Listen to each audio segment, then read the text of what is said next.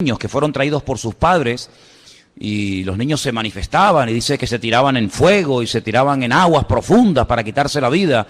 Y bueno, vemos que en la vida del Señor Jesucristo la confrontación de su vida, de su ministerio con el mundo de las tinieblas fue constante y permanente. Es como que los demonios, como que el diablo lo perseguía.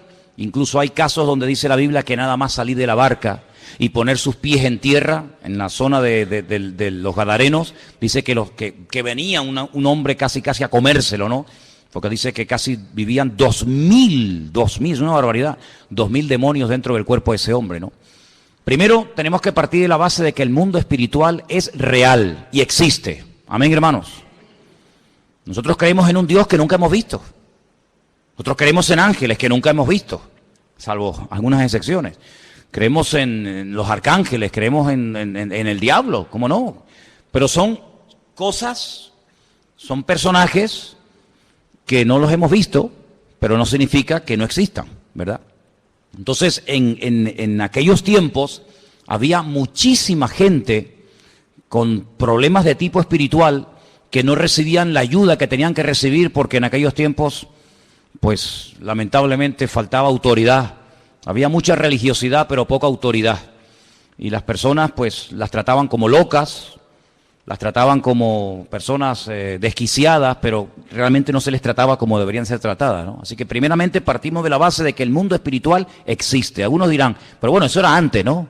Hoy en día no existe estas cosas. Bueno, el que tú no te hayas tenido que enfrentar con endemoniados no significa que no existe. Yo te digo que España es un país lleno de endemoniados, pero lleno, Y muchas de las cosas que vemos, que uno dice, pero ¿cómo puede ser? ¿Cómo puede ser que una madre haya hecho eso?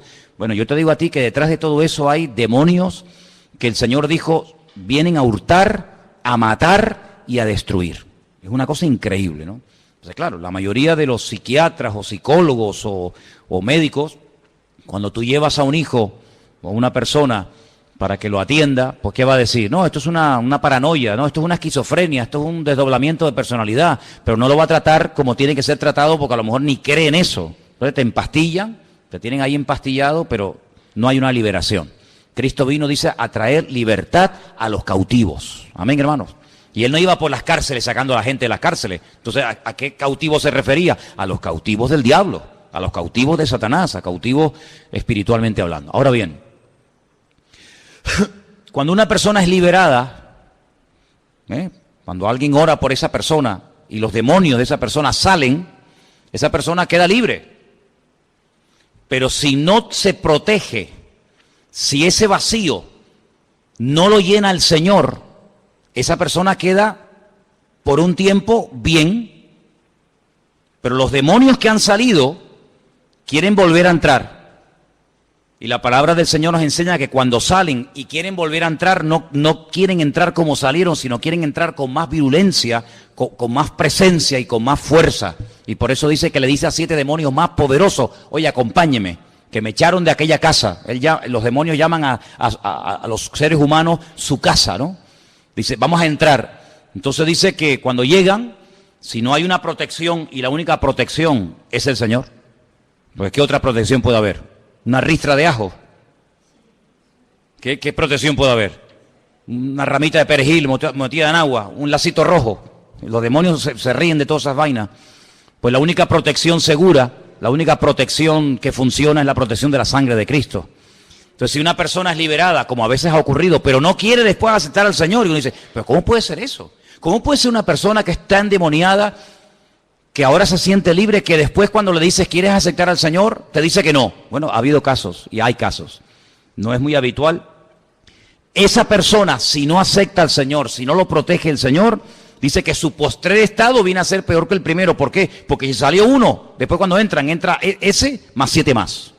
Entonces, eso es lo que significa, que los demonios cuando salen de una persona, cuando salen de un lugar, cuando salen de una vida, cuando salen de un lugar en el que han estado haciendo lo que les daba la gana, pues no se rinden tan fácilmente. Por eso dice la Biblia, someteos a Dios, resistid al diablo y huirá de vosotros. El diablo no dice, bueno, me echaron de este lugar porque vino alguien, oró por él o por ella y lo liberó, y bueno, ya me rindo. No, el diablo no se rinde fácilmente. El diablo es tremendamente perseverante, los demonios quieren volver a ocupar el lugar del cual salieron. Por eso es muy importante mantener la guardia, por eso es muy importante tener al Señor. No solamente que nos hayan quitado el problema de encima, sino que ahora tú te puedas autoproteger como con el Señor, ¿verdad? Y eso es lo que significa. No tiene otra explicación que esa, que una persona cuando es liberada, como no tenga la protección del Señor en su vida, vuelve a ser tomado otra vez por los demonios y el postrer estado viene a ser peor que el primero. Y ha habido casos de personas que por no querer aceptar al Señor, el demonio viene y dice, madre mía, este hombre podía haber estado ahora de maravilla y mire, y está peor que antes, porque no aceptó al Señor. Hermana Claudia.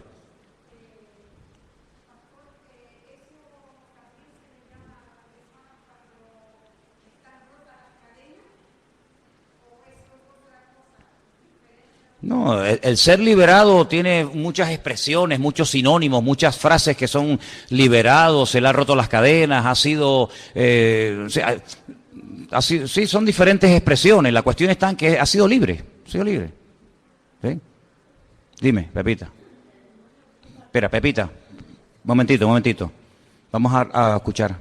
Pero tienes que hablar fuerte porque hay hermanos que quieren oír las preguntas que ustedes están haciendo. ¿Dónde está el micrófono?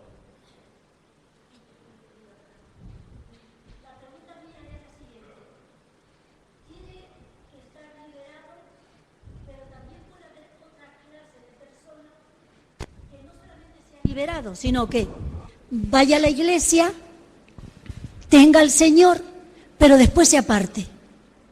Se aleja, no va a los cultos, se va enfriando. También esa persona puede, Manolo, adolecer de que vuelvan no solamente el que no haya aceptado a Cristo, sino gente que hemos conocido, que ha aceptado al Señor, ha estado un tiempo, unos años, se alejan y después los ve hecho polvo cuando los ve. Esa persona la veo deprimida, la veo mal, la veo sin ganas de vivir. También le puede pasar eso, ¿no? Las personas que más odia al diablo y a las que más quiere destruir es a los cristianos. A los inconversos ya son suyos. El diablo no tiene problema con los inconversos. Los que le creamos problemas al diablo somos nosotros los cristianos. Y para el diablo sería una maravilla tener a nuestros jóvenes, tenernos a nosotros como trofeo de guerra, decir, lo vencí. Lo vencí. Claro, por eso yo digo que cuando tú estás con el Señor, no puedes bajar la guardia y decir, bueno, yo estoy con el Señor, ahora vivo a la pepa, hago lo que me da la gana, peco el viernes y me arrepiento el domingo. No, ten cuidado porque estás jugando con fuego. Porque incluso ha habido gente que cuando están en un tiempo bueno con el Señor, y todos han tenido tiempos buenos, se ponen a orar y a reprender y diablo, no sé qué cuánto, y cuando bajan la guardia, el diablo dice, sí, ven para acá.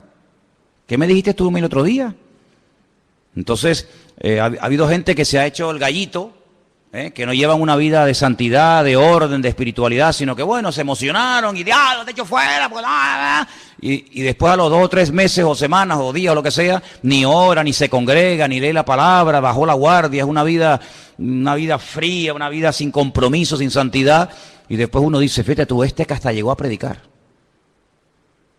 hasta que llegó a estar sirviendo al Señor, mira cómo ha terminado. Bueno, hermano, es que hay gente que piensa que bueno, yo soy convertido, yo acepté al Señor, a mí ya no me puede afectar nada. ¿Seguro? Vaya. Esto dice, cuidar vuestra salvación con temor y temblor, no sea que nos deslicemos, dice la Biblia. Cuidar lo que Dios te ha dado. Es mi obligación cuidar mi relación con el Señor, es nuestra obligación personal vigilar nuestra relación con el Señor día a día. Aquí no vivimos de la gloria de hace 5 años. Aquí nos tenemos que renovar constante y permanentemente. Bueno, si a un creyente que baja la guardia le puede meter el enemigo una paliza, imagínate a un inconverso que no tiene ni al Señor. Ese se lo come, se lo despedaza. Pero no significa que porque seamos creyentes, el enemigo ya no se mete con nosotros. De hecho, la pregunta es, ¿quién es la persona que más en santidad y en orden ha vivido de todos los tiempos? El Señor Jesucristo. ¿Y el diablo se metía con él? Hombre, es decir, que por ser creyente, por ser cristiano, el enemigo ya no intenta atacarnos, destruirnos, debilitarnos, enfermar. Por supuesto que sí, si tentó y se atrevió a ir al Señor, ¿cuánto más a los hijos del Señor? Por lo tanto, aquí no podemos bajar la guardia en ningún momento, sino todo lo contrario. Y si tuviste antes de conocer al Señor, si tú tuviste antes de conocer al Señor ciertos y determinados problemas de tipo espiritual, ándate con ojo, porque cuando una persona baja la guardia, en lo primero que cae es en aquello que te dominó. Por eso dice la Biblia, el que piense estar firme, mire que no caiga. ¿Qué me estaban preguntando por ahí? Pero tienes que hablar fuerte porque la gente quiere escuchar. Rápido, Luis. Y el demonio se apodera de cualquier persona, incluso tampoco. Incluso la que esté en el Señor. No. O sea, simplemente tú puedes sentir la arremetida del diablo, pero también puedes pedirle socorro al Señor. Hombre, eso por supuesto. Para Un no cristiano... dejarse dominar por Vale, respondo a la pregunta. Un cristiano no puede estar poseído por demonios. Aquí en esta iglesia no creemos esto. Hay iglesias evangélicas que sí, Hay iglesias evangélicas que creen que los cristianos pueden estar endemoniados. Nosotros no compartimos esa enseñanza. Nosotros creemos que o estás o no estás en Cristo. No, yo tengo el Señor, pero bueno, puedo tener 2 o 3 demonios por ahí escondidos. No, aquí no creemos en esas vainas. Aquí creemos que la obra del Señor es completa, total y absoluta. Ay, es que yo tengo depresiones. ¿Y eso qué significa? Todo el del deprimido tiene demonios. No mezclemos una cosa con otra. Cuando el demonio, cuando espíritus malos atormentan a una persona es porque esa persona no tiene la protección del Señor. Porque si la tuviera, el diablo ni le toca. Un momentito. El diablo ni le toca. Entonces nosotros creemos que somos el templo del Espíritu Santo de Dios. Que el Señor mora en nosotros y que el ángel del Señor acampa alrededor de los que le temen y los defiende. Ahora bien, eso no significa de que cuando yo me convierto el Señor anula mi voluntad. A mí no me ha anulado a nadie. Mi voluntad sigue estando ahí. Que yo la haya sometido al Señor, eso es otra cosa. Eso es otra cosa. Que yo no quiera pecar es otra cosa. Pero que yo puedo pecar cuando quiera, no te quepa la menor duda. Lo que pasa es que no quiero. Pero el Señor no, la conversión no es anular la voluntad y robotizarte. Ya no puedes pecar. Como eres cristiano, ¿cómo? Que no puedo pecar. ¿Y a ti quién te ha dicho que yo no puedo pecar? Una cosa es que no pueda pecar y otra cosa es que no quiera. Es muy diferente. Entonces, el creyente no tiene que tener el temor de decir, ay, es que el diablo nos puede tentar. Claro, también tentó a Cristo. Decía Pablo, orad porque no ignoramos sus maquinaciones. El diablo puede ponernos impedimento, puede hacer... Pero no te olvides que todo lo que el diablo hace, primero le tiene que pedir permiso al Señor. Si el Señor se lo da, Él puede venir a mí a tentarme. Él puede venir a mí a complicarme un poco la existencia. Y por eso tenemos que orar al Señor. Pero un cristiano no tiene la mitad de Cristo y la mitad del enemigo. No, somos libres totalmente. Ninguna condenación hay para los que están en Cristo. Si estamos en el Señor...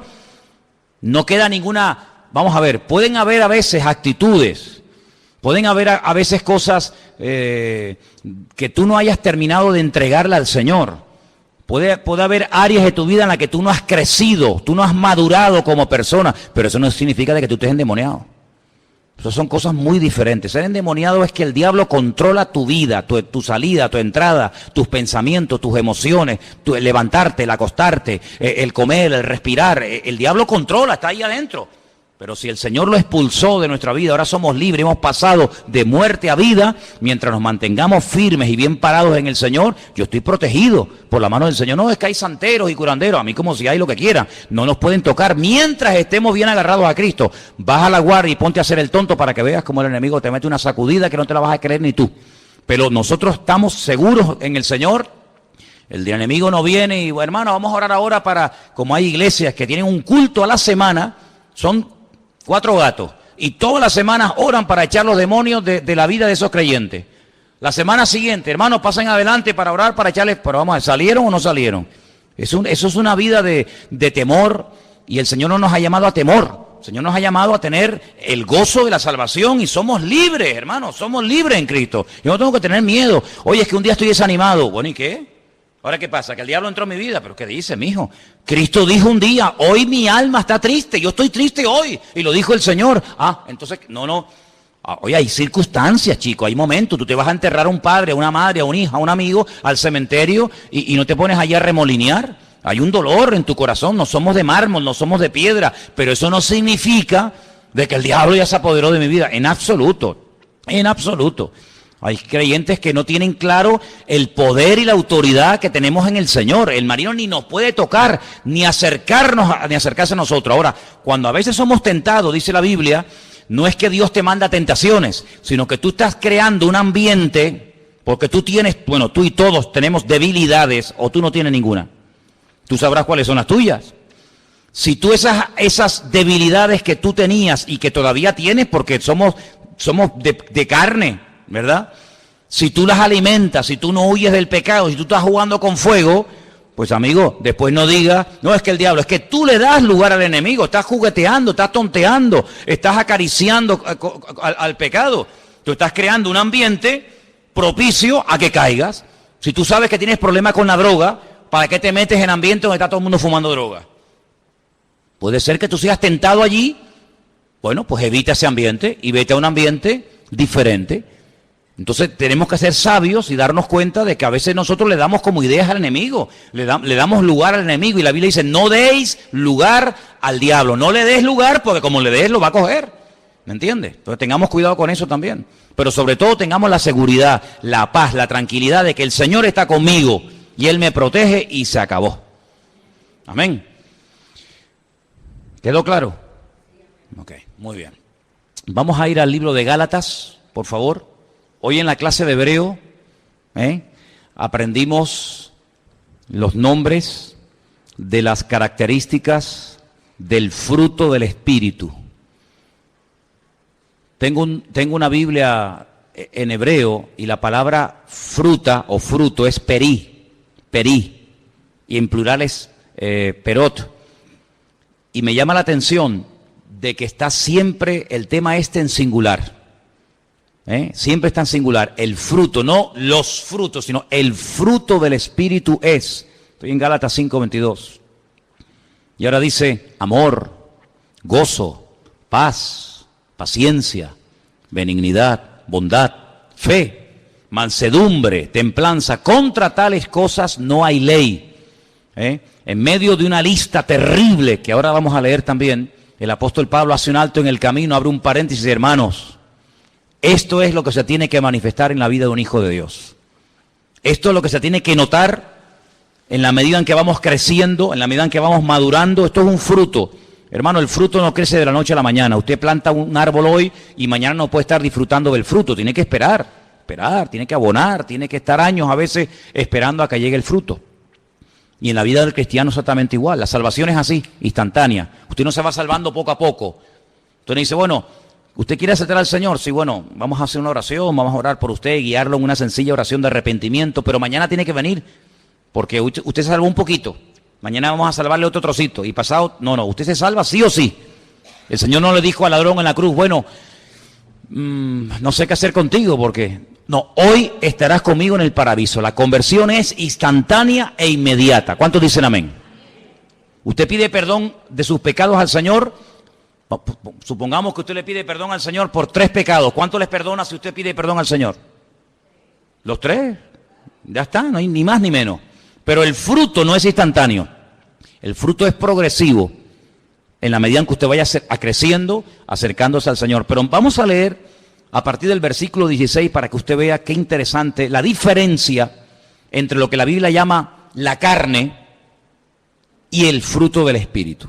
Verso 16 dice, digo pues, andad en el Espíritu y no satisfagáis los deseos de la carne. Ahora, hermano, ninguna carta del Nuevo Testamento fue escrita en conversos.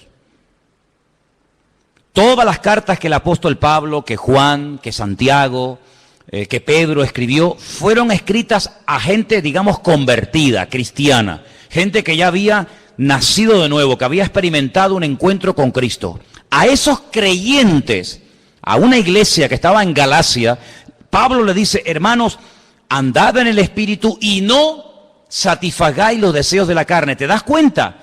Usted puede ser cristiano, pero usted si quiere puede darle de comer a la carne.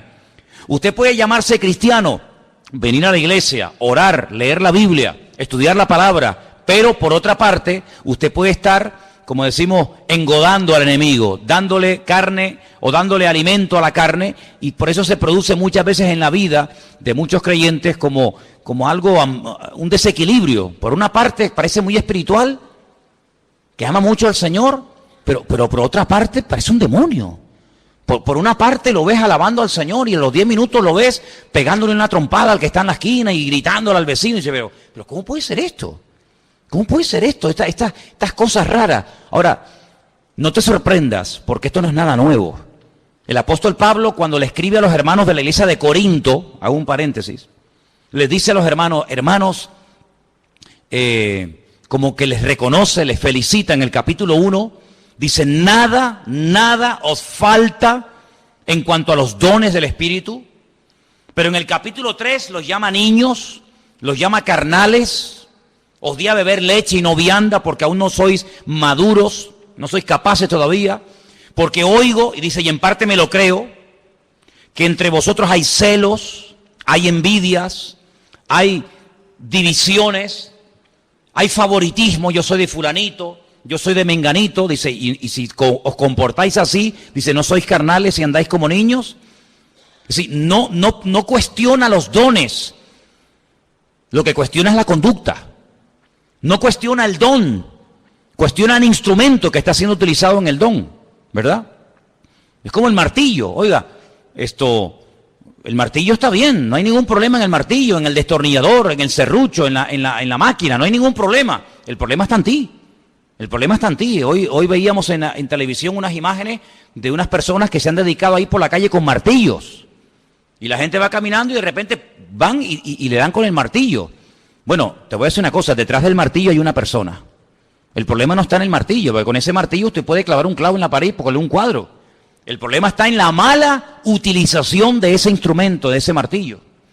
Entonces muchas veces vemos a personas que tú dices, oye, el Señor lo usa por un lado, pero por otro lado es un envidioso, es un celoso, es no sé qué, no sé cuál. ¿Cómo puede ser eso? Entonces, ¿qué ocurre? Hay gente que se cierra en banda y dice, yo no quiero saber nada de eso. No, cuidado. No menosprecie el don, no cuestione el mover del Señor por el mal ejemplo o por el mal testimonio que ha dado una persona. De hecho, yo no sé si aquí hay algún caso, no lo sé sinceramente, pero yo he conocido casos de personas que me han dicho, no, yo vine a la iglesia porque un hermano o una hermana me habló del Señor y yo vine a la iglesia porque ella me invitó o él me invitó y le dije, ¿y ese dónde está ahora? Y dice, no, él, esa persona está en la droga otra vez, ese hermano está otra vez alcoholizado o no sé qué, y tú dices, qué cosa, ¿Cómo en un momento determinado esa persona se dejó usar por el Señor? Y por lo que sea, después se dejó usar por el diablo. Y usted dice, ¿pero esto puede ser así? Bueno, mire Pedro, mire el apóstol Pedro. Había un hombre más cerca de la vida del Señor que Pedro.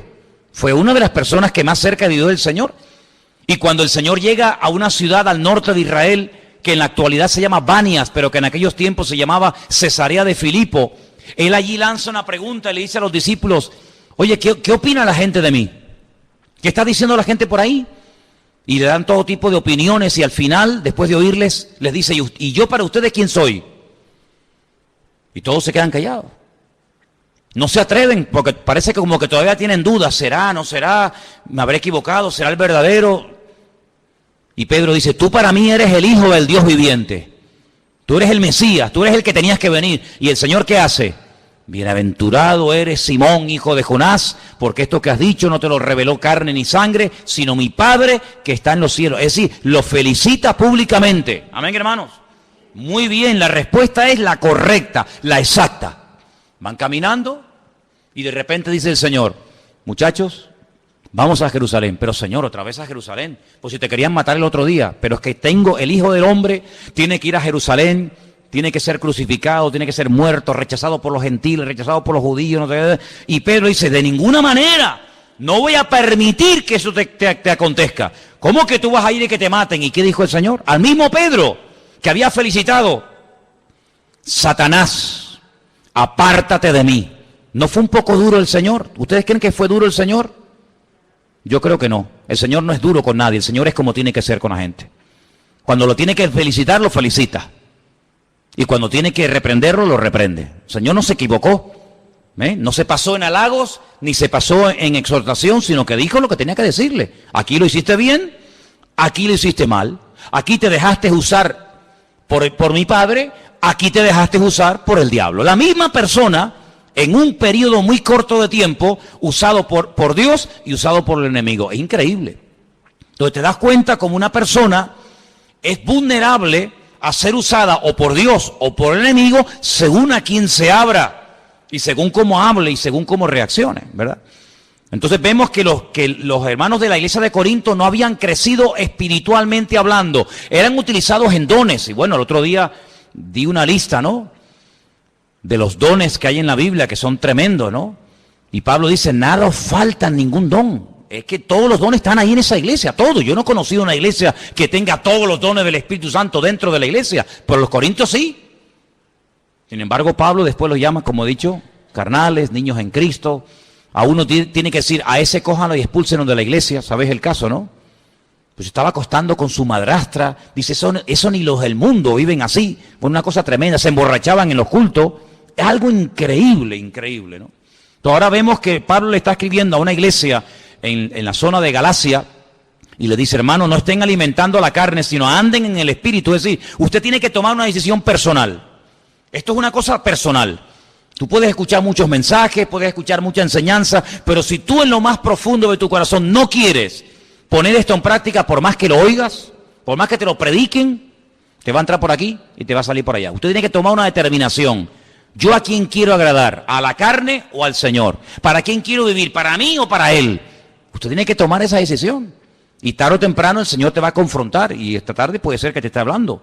Versículo 17 dice, porque el deseo de la carne es contra el Espíritu. Siempre, hermano, siempre. Siempre. Y el del Espíritu es contra la carne. Y estos se oponen entre sí para que no hagáis lo que queréis. Pablo es un hombre que utiliza lo que se llaman en la Biblia analogías. Es decir, ejemplos de cosas o de personas que por lo que hicieron o por lo que dijeron sirven como ejemplo de lo que él está enseñando. Y él a veces habla, por ejemplo, de la lucha entre la carne y el espíritu y pone el ejemplo de aquellos hermanos gemelos, ¿os acordáis? Hijos del mismo padre, hijos de la misma madre, pero que eran totalmente diferentes el uno del otro. ¿Y a quién me refiero? A Jacob y a Esaú. Mira, eran diferentes por fuera y eran diferentes por dentro. Por fuera dice que uno era rubio, peludo, el otro era lampiño, uno era un hombre cazador, un hombre que estaba todo el día matando animales con una agilidad, el otro era tranquilo, no se movía. Pero espiritualmente también eran diferentes. Uno no le daba ninguna importancia a las cosas del Señor, el otro para él era lo más importante las cosas del Señor. Tuvo que aprender a hacer las cosas bien, porque no todo vale, ¿verdad? Y eso es lo que dice el apóstol Pablo. Y también compara a veces a Ismael, que era el hijo de Agar, la egipcia, la esclava, y compara a Isaac, que era el hijo de la promesa, el hijo de Sara, y dice que se peleaban. Ismael se reía, se mofaba de Isaac, hasta que un día el Señor tiene que decir, esto no puede seguir así, esto no pueden convivir, es imposible que se lleven bien, es imposible, porque uno va por una línea, otro va por otra línea, y lo mejor es que se separen, que se vaya cada uno por su camino. Y así, dice la Biblia, que así fue. Ismael fue expulsado de la casa junto con su madre Agar, y de ahí vienen muchas naciones árabes hasta el día de hoy. El Señor le puso como un sello, Ismael, hombre fiero, hombre indomable, todos contra él y él contra todos. Así son hasta hoy en día los árabes. Están contra todo el mundo, contra los infieles, pero también todos están contra ellos. Es una cosa increíble. Sin embargo, la línea de Isaac es completamente diferente. Entonces Pablo dice, hermano, hay una lucha interior que se llama la lucha entre la carne y el espíritu, entre el ego del hombre y lo que el Señor quiere hacer en tu vida. Y tú tienes que tomar una determinación. Porque dice aquí en el versículo 18, si sois guiados por el Espíritu, ya no estáis bajo la ley. Porque la ley te guiaba a través de la letra, pero el Espíritu te dicta a través de la comunión con Dios. Y ahora menciona manifestaciones de la carne que son tremendas. Y dice, son adulterio, fornicación, inmundicia, lascivia, idolatría, hechicerías, enemistades, pleitos, celos, iras, contiendas, disensiones, herejías, envidias, homicidios, borracheras, orgías y cosas semejantes a estas, acerca de las cuales os amonesto, como ya os lo he dicho antes, que los que practican tales cosas no heredarán el reino de Dios. Fíjate que menciona celos, menciona borracheras, menciona disensiones, lo que pasaba en Corinto. Es decir, que cuando en Corinto se peleaban los hermanos, cuando en Corinto había mal testimonio, ¿qué es lo que estaba pasando? Le estaban dando lugar a la carne. Y en tu vida mismo, tú en tu vida, si eres sincero contigo misma, ¿cuántas veces el Señor te ha usado? Un montón de veces, ¿sí o no? Hablándole a una persona, orando por alguien, dándole un buen consejo, dándole ánimo. ¿Cuántas veces el Señor te habrá usado y a veces ni te has dado cuenta, muchacha? Pero ¿cuántas veces, sin darte cuenta, vamos a decirlo así, te habrá podido utilizar el enemigo? ¿O no? No, a mí no. A ti no. Ya. Tú eres doña, tú eres don. Podemos ser utilizados por el Señor cuantas veces queramos y a veces de formas maravillosas, pero también a veces podemos ser utilizados por el enemigo. Otra forma de hablar, otra forma de comportarnos, quejándonos, lamentándonos, criticando, ¿verdad? Despotricando contra el Señor, contra el mundo, creyendo que el Señor nos tiene olvidados, que no nos atiende, que no nos trata como merecemos, que no responde a nuestras oraciones, que se lo he pedido 50 veces y parece que pasa de mí, no me hace ni caso. Y esas actitudes las podemos cultivar y al final está dando lugar ¿a qué? A la carne. Y dice que los que piensan en las cosas de la carne, pues eso produce muerte. Pero los que piensan en las cosas del Espíritu, eso trae vida, eso trae restauración a nuestra vida. Entonces lo que se tiene que notar en nuestra vida es que la carne va muriendo, pero que el Espíritu, el fruto del Espíritu se va manifestando. Y yo te pregunto esta tarde, y todos deberíamos de preguntarnos, ¿estas 9 características del fruto del Espíritu se notan en tu vida? Claro, esto es una cosa curiosa porque ponía el ejemplo esta tarde en la clase de que, imagínate, tú coges una mandarina y hay muchos, ¿cómo se llama? Gajitos de esto, ¿no? Imagínate que tuviera 9, abres una mandarina y hay 9 gajitos, y pruebas uno y uno sabe a la mandarina, otro sabe a pera, otro sabe a melón, otro sabe a uva, otro sabe a sandía. ¿Cómo puede ser que un fruto sepa de 9 formas diferentes? Esa es la forma como el Señor obra en tu vida. Pero lo que está bien claro es que estas características se tienen que notar en nosotros. Cada vez tenemos que tener más paciencia. Y sabes, veíamos hoy en la clase de hebreo cómo se llaman a estas características. Y cuando llegamos a la palabra paciencia, una de las expresiones que usa es orej ruaj. Orej es oreja, oído. Ruaj es espíritu. Es decir, que relaciona la paciencia, fíjate qué cosa tan curiosa, como en hebreo a la paciencia se la relaciona con el espíritu. Como el que oye al espíritu, sería una traducción más o menos literal, ¿no? Ruaj o orej ruaj, el que oye al espíritu, eso lo llaman paciencia en la Biblia. Es decir, que no se puede tener paciencia aunque uno quiera tenerla, ni se puede tener amor aunque uno quiera tenerlo, ni se puede tener misericordia, ni se puede tener bondad, ni se puede tener fe, sino que es algo que el Señor hace en nuestra vida cuando verdaderamente nos rendimos a Él. Si no, yo voy a tener paciencia, voy a proponerme tener paciencia, y es cuando menos paciencia tiene uno. Porque esto no es algo que yo puedo producir. Usted puede producir paciencia. A ver, dime cómo. ¿Cómo viene la paciencia? ¿Dónde se compra eso? ¿No dice que viene por las pruebas? Luego, si quieres tener mucha paciencia, ni se te ocurra pedirla. Porque como se te ocurra pedir paciencia, te van a venir un montón de pruebas encima para ver si verdaderamente tienes paciencia. Entonces, mejor no pidas eso, deja que venga sola. ¿Cuánta fe podemos tener, aunque nos propongamos tener fe? Hermano, esto es aprender a depender del Señor. Y es una de las cosas que la gente no quiere, porque la gente siempre que tiene por delante, no, yo puedo, y yo tal, y yo no sé qué. Entonces, cuando tú les oyes hablar, dice, ¿yo qué, mijo? ¿Saben por qué hay poca gente que se convierte?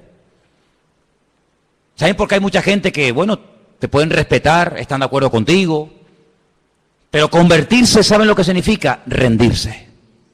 Decir, yo estoy equivocado, no es con mi fuerza de voluntad, no es con mi experiencia en la vida, no es con mis títulos colgados en la pared, sino que yo muero para que verdaderamente Cristo pueda desarrollar su vida a través de mi vida. ¿Y quién quiere morir? Nadie. Nadie quiere morir. Cuanto más años pasan, por eso qué bonito cuando un joven se convierte.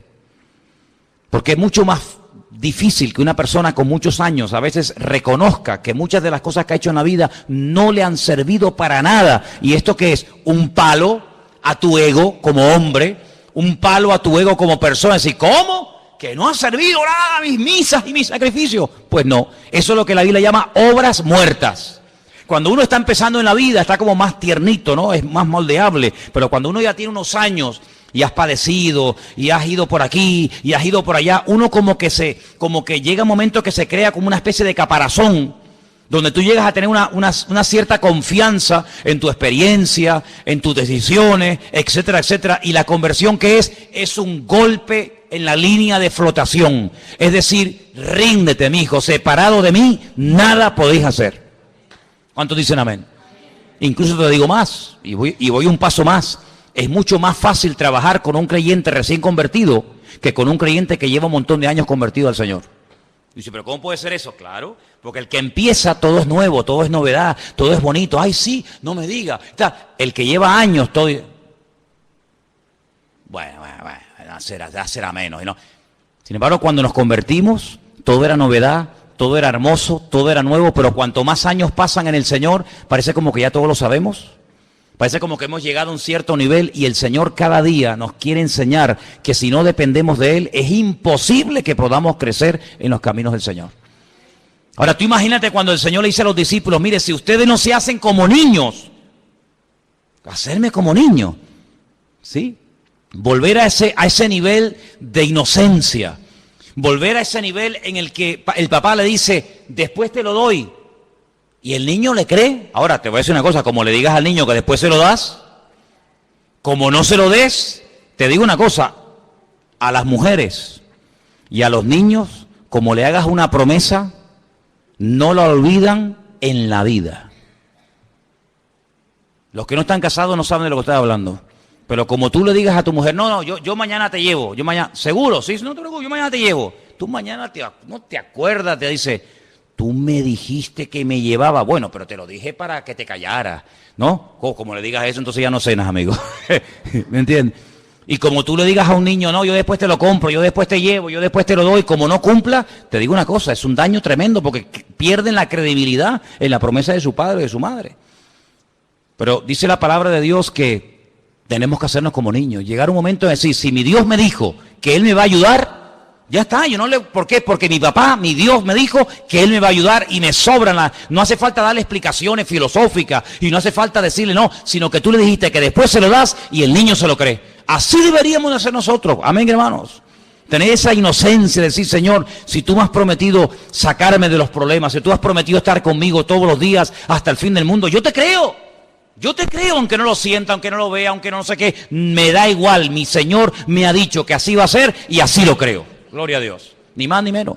Pero sigo leyendo, dice verso 24, pero los que son de Cristo han crucificado a la carne con sus pasiones y con sus deseos. A la carne hay que crucificarla, no reprenderla. Siente que voy a reprender la ira, voy a reprender la impaciencia. No, eso no se reprende, lo que hay que reprender son los demonios, hablábamos antes de ellos. Lo que hay que hacer es crucificar la carne. Si vivimos por el Espíritu, andemos también por el Espíritu. No nos hagamos vanagloriosos, dice la Biblia, irritándonos unos a otros, envidiándonos unos a otros. Ahora mire qué texto tan interesante, siempre me ha llamado la atención este texto. Hermanos, le habla a creyentes, hermanos, si alguno fuere sorprendido en alguna falta, vosotros que sois espirituales, restauradle con espíritu de mansedumbre, considerándote a ti mismo, no sea que tú también seas tentado. ¿Esto qué significa? Mira, hermano, es muy fácil dar consejos a los demás. Es muy fácil, hay gente que tiene una habilidad y un don para darle consejos y decirle a los demás lo que tienen que hacer y lo que no tienen que hacer. Pero luego a ellos no se dan nunca ningún consejo. ¿Se acuerdan cuando yo les dije una vez que me encontré con un señor que aquí por Tomecano me dio un estudio en 10 minutos de cómo tenían que ser los pastores? No, porque los pastores tienen que ser no sé qué, porque un pastor no puede no sé qué, porque un pastor tiene que no sé qué. Y yo así. Cuando terminó el estudio bíblico, le dije, oye, ¿cómo sabes tú de la Biblia, Le inflé el ego, ¿no? Él se lo creyó, dice, sí, ¿no? Digo, qué lástima que sepas cómo tenemos que vivir los pastores y no sepas cómo tienen que vivir las ovejas. Porque si tú supieras cómo tienen que vivir las ovejas, serías un cristiano maravilloso. Dios media muerte se fue y nunca más lo volvió a ver. Claro, es que es fácil decir, no, eso no se hace. Es que tú tienes que comportarte y tú tienes que no sé qué. ¿Sabe lo que nos dice el Señor a los padres, a nosotros que somos padres? No exasperéis a vuestros hijos. Porque a veces hay padres que más que corregir y más que exhortar, lo que hacen es que exasperan. Sacan de sus casillas a los hijos. Se creen que porque ser padre ya, y pinchan y pinchan.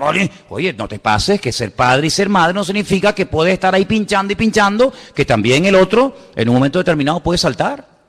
No, es que los hijos tienen que obedecer, sí, pero los padres no tienen que exasperar a los hijos. Es que la mujer tiene que someterse al marido y el marido tiene que amar y respetar a la mujer. Es que siempre tenemos el texto para el otro, pero para uno a veces como que no lo encontramos. Y en la Biblia hay versículos más para nosotros que para los demás. ¿Cuántos dicen amén? Es más, tú sabes que la Biblia dice que todo lo que el prójimo tenga delante del Señor es como una pajita, pero todo lo que uno tenga tiene que ser considerado como una viga. Así que antes de sacar la pajita del ojo ajeno, saquemos la viga en nuestro propio ojo. Eso es lo que dice el Señor, ¿verdad? Y aquí dice, si tú sorprendes, si tú sabes que hay un hermano que anda desordenadamente, que lleva una doble vida, que está en pecado, en desorden, en fin, llámalo como quieras, si tú te acercas para restaurarlo, ten cuidadito con qué espíritu, con qué actitud lo vas a restaurar, no sea que después su problema, su pecado, te salpique a ti, que es muchas veces lo que ha pasado. Ha habido gente que ha ido a hablarle a los drogadictos y al final ellos cayeron en la droga. Ha habido gente que ha ido a hablarle a una persona que ponga en orden su vida y luego el que ha destrozado su vida es aquel que fue a darle consejo al que estaba en desorden. Por lo tanto, no te metas en camisas de 11 varas. Si eres oveja, yo que he dicho muchas veces, vive como oveja. ¿Eres una chica soltera? No te comportes ni des imagen de mujer casada. ¿Eres mujer casada? No des imagen de chica soltera. ¿Eres un hombre casado? Compórtate como un hombre casado. No des impresión de que eres soltero y si eres soltero, no des impresión de que estás viviendo como hombre casado. Es decir, compórtate como lo que eres, ni más ni menos. El león se tiene que comportar como gato, no como león. Y la gallina como gallina, y el perro como perro, y el gato como gato. Y cada especie se reproduce según su especie. Y tú tienes que preguntarte delante del Señor, ¿qué soy hoy yo delante del Señor? Estoy comenzando a dar los primeros pasos. Dice, pues no te hagas maestro, no seas que recibas mayor condenación. Por eso es importante respetar las etapas, no saltarnos etapas, decir, bueno, yo estoy ahora en un tiempo de aprendizaje, en un tiempo de restauración, en un tiempo de aprender para el día de mañana, cuando Dios lo permita, yo daré, pero si es el tiempo de dar, no estés esperando recibir. Por lo tanto, es importante que cuando tú, entre comillas, quieras ayudar a otra persona, piensa bien dónde te vas a meter, porque la Biblia nos habla de la transmisión del Espíritu. Y quiero compartir brevemente esto. Lo comentábamos ayer en la clase de homilética, que creo que comenzamos, ayer, sí, fue ayer. Dice que Jetro, que era el suegro de Moisés, cuando llegó al campamento y vio a Moisés tan ocupado y tan atareado atendiendo a gente todo el día, porque claro, Moisés tenía casi 2 millones de personas en el desierto. Y él se levantaba bien temprano en la mañana, atendía a los viudos, a los huérfanos, al extranjero, a este que le habían robado la oveja, al otro que no sabía dónde tenía que poner la carpa, al otro que no sé. Cuando llegaba al final del día, sí, había atendido a la gente, pero imposible que un hombre pueda atender a semejante multitud. Jetro lo estuvo observando y le dijo, mira Moisés, ven para acá. Tú tienes que delegar, tú tienes que nombrar ayudantes, colaboradores, que te ayuden a llevar esta carga tan grande que Dios ha puesto sobre tus hombros. Porque por mucha gente que tú atiendas, quedan más por no atender que atendido. Y dice la Biblia que la propuesta, claro, Moisés podría haber dicho, cuidadito que estás hablando con Moisés. Pero él fue humilde, él aceptó el consejo y dice que él nombró a 70 ancianos, 70 colaboradores, fueron al tabernáculo de reunión, allí se presentaron delante del Señor y literalmente la Biblia dice, y Dios tomó del espíritu de Moisés y se lo transmitió a los que iban a estar con él llevando la carga del pueblo. Es decir que estas 70 personas que iban a colaborar con Moisés no iban a hacerle la guerra, no iban a competir con él, yo predico mejor, tú predicas mejor, no, sino que iban a colaborar y a trabajar todos al unísono, con un mismo sentir y en una misma línea y con una misma meta y visión. Amén, hermanos. Porque el espíritu se transmite, hermano. Cuando tú tienes un hijo, tú le has transmitido tu genética a esa criatura. Ay, es que camina igual que el padre. Oye, es que fíjate tú de lo chiquitito que es y tiene el genio de la madre o del abuelo. Es que se transmite todo eso, ¿no? O sea, fíjate, camina igual que el padre cuando era chico. ¡Qué barbaridad! Con lo chiquitito que es que todo eso se pasa. Pero espiritualmente hablando, nos parecemos a alguien. espiritualmente hablando, nos podemos parecer al que nos ministra, al que nos ayuda, y podemos transmitir lo bueno y lo malo. Fíjate lo que te digo. Ahora pueden entender ustedes por qué el apóstol Pablo en otra carta le escribe a un pastor y le dice: no estés poniendo con ligereza las manos sobre nadie. Porque eso de imponer las manos era algo muy sagrado, era algo para casos muy concretos, no era para ir por ahí todo el mundo imponiendo la mano. No impongas con ligereza las manos sobre nadie, ¿verdad?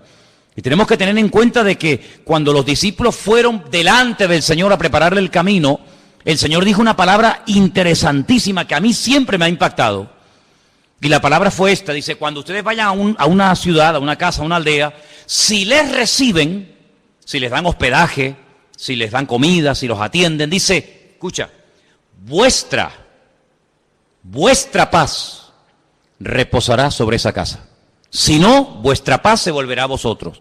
Es decir, el Señor no dice mi paz, sino dice vuestra paz. Por estar con el Señor, ya ellos comenzaron a parecerse al Señor. Ya ellos hablaban como el Señor. De hecho, cuando Pedro dijo, no, yo no le conozco, yo no sé quién es, la criada dijo, tú eres de ellos porque tú hablas. Le dijo, ¿se acuerdan? Tú hablas como ese hombre. Por más que quieras negarlo, tú hablas como ese hombre. Se te pegó el acento, se te pegó su forma de hablar, su forma de comportarte. Por lo tanto, eso es lo que se tiene que manifestar en nuestra vida. El fruto del Espíritu, ¿qué es? Es reflejar las características de nuestro Dios, pero cuando estás pegado a Él, terminas hablando como Él, pensando como Él, sintiendo como Él, viviendo como Él. Cuando no se manifiestan las características del Espíritu, es que no te pegas tiempo con Él. Se manifiesta que, pues, tu carácter, tu personalidad, tu genio, tu bravura, tu impaciencia, tu no sé qué. Pero cuando tú estás cerca del Señor, el Señor como que calma la fiera, ¿no? ¿Sí o no? Como que calma la fiera y se nota que estás empapándote del Señor. Cuando no te empapas del Señor, ay, amigo. Me acuerdo que mi madre, cuando yo me enfadaba, me decía siempre, ya le salió el Sierra. Decirle salió el Sierra significaba lo más negativo que te puedas imaginar, ¿verdad? Entonces, hermanos, nos tenemos que llegar a parecer al Señor. Usted dice, pero es que nos falta mucho. Es verdad, hermanos. Nos falta mucho. Nos falta todavía mucha paciencia, ¿sí o no? Mi madre. ¿Cuánta paciencia nos falta? A veces estamos en un semáforo que tarda. ¿Cuánto puede tardar un semáforo de cambiar de rojo a verde? ¿Cuánto puede tardar? 1 minuto. Póngale 3 minutos. ¿Qué son 3 minutos? Sí, vale, venga, pongamos 5. Yo sé que hay algunos semáforos que yo los quitaría. Yo personalmente iría con una Nacha y los quitaría. Pero tú dices, bueno, ¿qué son 3 minutos? ¿Qué son para nosotros en el tráfico 3 minutos? Una locura. Llegas al banco, llegas al Mercadona, llegas a una tienda, llegas a un sitio y hay cola. ¿Cuántos hay detrás? Tú cuentas, ¿no? Yo cuando llego a una cola digo, ¿estos dos estarán juntos? Si no, pues tú lo ves hablando y dices, estos son dos. Es uno, aunque están dos. 1, 2, 3, 4, 6 personas, mima. Y ya es como decir, mi madre, ya me condenaron a San Quintín, a la cárcel de Alcatraz 20 años, ¿no? Porque tienes que esperar 6 turnos. Eso es una cosa terrible, ¿no? ¿Cuántas veces, hermanos, nos impacientamos por cosas que antaño se tardaban años en conseguir?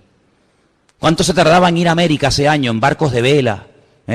A ver si llegamos. Sin embargo, hoy en día todo lo queremos rápido, todo lo queremos deprisa. Nos hace falta paciencia. Nos hace falta muchas veces manifestar esa mansedumbre, esa benignidad, ese gozo en la adversidad, claro. Pero gracias al Señor, y lo podemos decir para la gloria del Señor, por supuesto, que hoy estamos mejor que ayer. Mañana será otro día, pero hoy podemos decir, hasta aquí el Señor me ha ayudado. Por eso yo les quiero animar esta tarde a todos ustedes que no vivan en condenación, hermano. Que no vivan bajo ese espíritu de condenación, sino que te regocijes porque puedas decir, Señor, yo hasta aquí he llegado. Sí, es que tú fuiste y tú hiciste y te fuiste y viniste y te enfriaste y no sé qué. Bueno, ok, ya está, pero eso es pasado, mijo. La realidad es que yo estoy hoy aquí alabando a mi Señor, amo al Señor, hoy he estado alabando al Señor, escuchando su palabra. Y puedo decir que hoy estoy en el lugar correcto, en el momento correcto, por la misericordia y por la gracia del Señor. ¿Cuántos dicen amén? Que nos falta mucho. Hombre, ¿y a quién no, hermano? Claro que nos falta mucho. Mira, quiero recordarte que después de la resurrección, no durante los tiempos de ministerio, sino después de la resurrección, dice que todavía dudaban algunos de él. Pero bueno, ¿pero qué más queréis ver, hijos? Me habéis visto sanar enfermos, me habéis visto multiplicar panes y peces, me habéis visto echar fuera demonios, me habéis visto hacer maravillas, me habéis visto clavado en una cruz, me habéis visto dentro de una cueva, en un sepulcro, me habéis visto resucitado y aún dudan. ¿Cómo se puede todavía dudar? Bueno, hermano, porque somos de carne y somos todavía polvo y ceniza, como decía el patriarca Abraham. Pero podemos decir para la gloria del Señor que hoy hasta aquí nos ha ayudado el Señor. Y hoy podemos todos declarar que Él es nuestro Dios. ¿Cuántos dicen amén? Y hoy podemos declarar que creo firmemente en su palabra. ¿Cuántos dicen amén? Sí, pero es que hace 3 meses atrás te enfriaste, hace 4 meses te pecaste. Sí, pero ya está.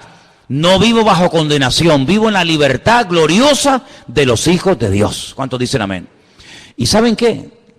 Y mañana estaré mejor, porque si hasta aquí me ayudó el Señor, el que no cambia, que es el mismo ayer, hoy y por los siglos, quiere decir que si hasta aquí me ayudó el Señor, mañana también me ayudará el Señor. ¿Cuántos dicen amén? Den un aplauso a alguien esta noche. Bendito sea Dios. Dios está conmigo. Su victoria es mi victoria. Y Él no me abandona. Aleluya. Gloria a Dios. Ahora, leí hace algún tiempo un libro que decía, ¿tú quieres saber cómo tú realmente eres? Dice, hasta que no te cases no lo vas a saber. Y es verdad, amigo. Porque Dios pondrá a nuestro lado a una persona que nos hará recordar a veces lo que a veces no vemos o no queremos ver. Pero no te enfades con él. No te enfades con ella. Porque eso también lo permite el Señor. Los padres que Dios te ha dado son los que tú necesitabas y necesitas para poder crecer y llegar algún día a un nivel óptimo en el Señor. Sin ese padre, sin esa madre, sin esas circunstancias que tú a veces no entiendes o te rebelas o no quieres aceptar, tú no hubieras llegado hasta aquí, hasta el día de hoy. Sin aquel divorcio, sin aquella separación, sin aquel enfado, sin aquel rechazo, tú no hubieras llegado hasta el día de hoy. Es decir, todo el Señor lo ha organizado de tal manera que aquí es donde nos encontramos todos. Y si miramos atrás, dice, uy, fíjate, yo vine, mi trasfondo es este. El otro vino de no sé qué sitio, el otro vino, pero todos nos encontramos al pie de la cruz. Y en el pie de la cruz todos somos iguales. Uno puede tener 60, otro puede tener 70, uno 14, uno 18, no importa, da igual. Uno puede ser de Ucrania, otro puede ser de Alemania, otro puede ser de Venezuela, de Colombia, me da igual. La cuestión es que en Cristo nos encontramos todos en el mismo punto de partida y todos decimos exactamente lo mismo. Sin ti estoy perdido, Señor. Y todo lo que el Señor ha hecho en mi vida hasta el día de hoy ha sido bueno. Y no hay injusticias porque en Él no existe injusticia. Así que dale gracias al Señor por todo. Algunos dicen por lo bueno y por lo malo. Yo no creo que eso de bueno y malo, porque yo creo que si Dios controla todo y Él lo hace todo, ¿cómo que bueno y malo? Todo ha sido bueno para mi vida, porque los que aman a Dios, todas las cosas nos ayudan a bien. ¿Cuántos dicen amén? Le decía el otro día a Anderson cuando compartía la palabra, ¿tú leíste el libro El Jardín de la Fe? ¿Has leído el libro El Jardín de la Gratitud? Y creo que me dijiste que los tienes pero no los has leído. Bueno, eso es muy bonito, ¿no? Tener la librería llena de libros, no leerlo, eso es precioso, ¿no? Pero yo sí los he leído, ¿sabes? Y creo que les conté una vez una anécdota que a mí me impactó, porque el libro es un libro que es una inspiración constante a la fe y a la gratitud. Y yo sé que conté esta anécdota, pero te la quiero recordar. Durante muchos años un hombre ganó mucho dinero con su negocio. Le iba bien. Nadie le hacía la competencia, nadie le hacía la contra. Tenía un producto, una serie de mercancías que nadie las tenía a su alrededor y todo el mundo tenía que venir allá a esa tienda a comprar ese producto. Y claro, imagínate, vivía de maravilla. De la noche a la mañana